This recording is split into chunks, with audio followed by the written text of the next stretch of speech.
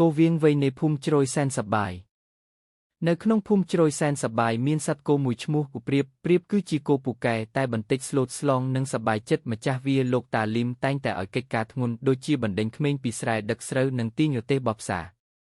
ថ្ងៃមួយព្រាបកំពុងដេកញាក់ខ្នងក្រោមឈើឈូកយ៉ាងសប្បាយភ្លាត់ទៅក្មេងចិត្តមកហែទឹកលេងស្រែជាប់វាម្ចាស់វាជិះកង់មកហុំហែហៅដាំថា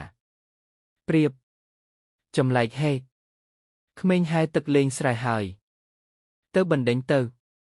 ព្រាបស្រាប់តែត្រឡប់មុខមកមើលម្ចាស់ហើយព្រមព្រៀតបើកមាត់យ៉ាងធំដូចជាថាខ្ញុំក៏កំពុងសម្រាកសិនដែរអត់បានតេងលេងអស់កម្លាំងហើយតាលីមមើលសំណើចហើយថាគោសម័យថ្មីនឹងមិនទាន់ឃើញច្បាស់ទេគោស្នើច្បាប់សម្រាកព្រាបក្រែងញើមិនស្ងាត់ទេវាកោះគៀកក្រអីដូចជាខិតខំធ្វើឲ្យម្ចាស់សាច់បន្ថែមបន្ទាប់ពីនោះតាលីមកយកំសៅកំចាត់មូសមកលាព្រាបឲ្យស្អាតចង្អុលលើកវាឡើងថានេះគោតារាមិនត្រឹមតែដឹកស្រូវទេប៉ុន្តែអាចអាជីពកំ pl ែងបានទៀតពីថ្ងៃនោះមកព្រាបក្លាយជាគោដែលមានកេរ្តិ៍ឈ្មោះល្បីនាព្រះស្រែនិងក្លាយជាតួអង្គសំណព្វចិត្តក្មេងទាំងភូមិជាប់ជាបន្តបន្ទាប់មនុស្សមកហែកមកមើលព្រាបចេះសើចមិនចេះញ័រ